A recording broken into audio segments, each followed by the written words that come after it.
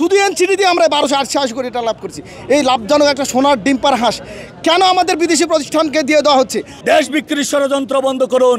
চট্টগ্রাম বন্দরকে বিদেশিদের হাতে তুলে দেওয়ার সিদ্ধান্ত থেকে সরে না আসে, তাহলে আমরা ঈদের পর থেকে চট্টগ্রাম বন্দরে লাগাতার শাটডাউন ঘোষণা করব। দেশি বিদেশি কোনো মাফিয়া আমাদের নিজস্ব অর্থায়নে তৈরি কোনো স্থাপনা আমরা তাদেরকে দিব না। 9 মিটার ট্রাফে জাহাজ ভিড়ে ওনারা আসলে কি 18 মিটার ট্রাফে জাহাজ ভিড়াতে পারবে?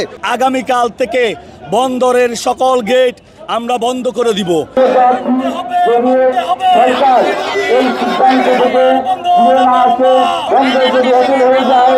এই কর্তৃপক্ষ এবং সরকার চট্টগ্রাম বন্দরকে বিদেশিদের হাতে তুলে দেওয়ার সিদ্ধান্ত থেকে সরে না আসে, তাহলে আমরা ঈদের পর থেকে চট্টগ্রাম বন্দরে লাগাতার শাটডাউন ঘোষণা করব। ইনশাআল্লাহ লাগাতার শাটডাউন ঘোষণা করব এবং এই লাগাতার শাটডাউনে যাওয়ার জন্য আমি মনে করি কর্তৃপক্ষ আমাদেরকে উদ্বুদ্ধ করছে এইভাবে লাগাতার শাটডাউনে যাওয়ার জন্য। আমরা বার্তা দিতে চাই, আমরা বারবার মিছিল মিটিংয়ের মাধ্যমে তাদেরকে জানিয়ে দিয়েছি।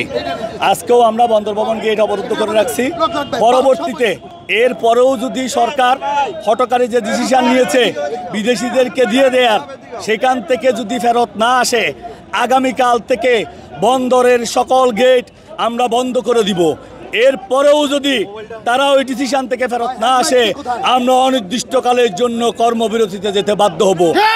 আমি বলতে চাই, এখানে কেউ আমাদের নামে ভিন্নভাবে উপস্থাপনের চেষ্টা করে, তাদের উদ্দেশ্যে বলতে চাই, সাইফ পাওয়ার টেক আমাদের কারো আত্মীয় লাগে না।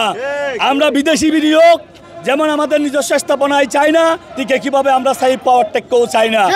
দেশি বিদেশি কোনো মাফিয়া আমাদের নিজস্ব অর্থায়নে তৈরি কোনো স্থাপনা আমরা তাদেরকে দিব না।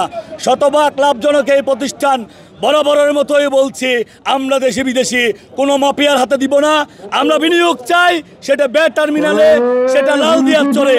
শতভাগ লাভজনক এই প্রতিষ্ঠান আপনারা বিনিয়োগের নামে ধ্বংস করে দিবেন, সেটা আমরা হতে দিব না।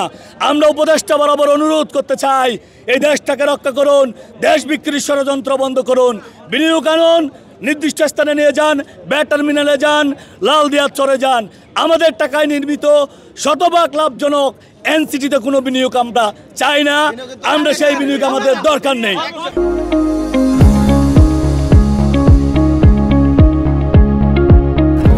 ডিপি ওয়ার্ল্ডের দক্ষতা নিয়ে আমাদের কোনো প্রশ্ন নাই। ডিপি ওয়ার্ল্ড অত্যন্ত দক্ষ একটা প্রতিষ্ঠান। ডিপি ওয়ার্ল্ড আমাদের যেখানে তৈরি একটা বন্দরে কাজ করতে আসছে, ওনারা যদি কাজ করতে আসে, এখানে আমাদের 9 মিটার ট্রাফে জাহাজ ভিড়ে ওনারা আসলে কি 18 মিটার ট্রাফে জাহাজ ভিড়াতে পারবে? কখনোই পারবে না। আমরা 200 মিটারের অধিক যা বড় জাহাজকে আমরা এখানে ভিড়াতে পারি না। ওনারা আসলে কি 400 মিটার ট্রাফের জাহাজ এখানে ভিড়াতে পারবে না।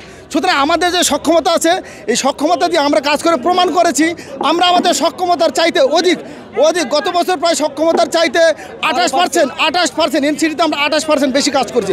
আমাদের নির্ধারিত সক্ষমতার চাইতে একটা কর্তৃপক্ষ নির্ধারিত সক্ষমতা করে রাখছে, বন্দরে এত % হ্যান্ডেলিং করা যাবে বছরে। সেখান থেকে আমরা আমাদের এই সক্ষমতা 28% বেশি কাজ করেছি এবং বন্দরে 1280 কোটি টাকা আমরা লাভ করেছি। আমরা শুধু এনসিডি দিয়ে আমরা 1288 কোটি টাকা লাভ করছি। এই লাভজনক একটা সোনার ডিম্পার হাঁস কেন আমাদের বিদেশি প্রতিষ্ঠানকে দিয়ে দেওয়া হচ্ছে? আমরা যেখানে চালাতে সক্ষম, আমাদের যেখানে বাংলাদেশের অধিক জনসংখ্যার জনবহুল একটা দেশ, যেখানে প্রচুর পরিমাণ কর্মচারী রয়েছে, কর্মসংস্থানের অভাব রয়েছে, সেখানে কেন একটা বিদেশি প্রতিষ্ঠানকে দেওয়া হচ্ছে?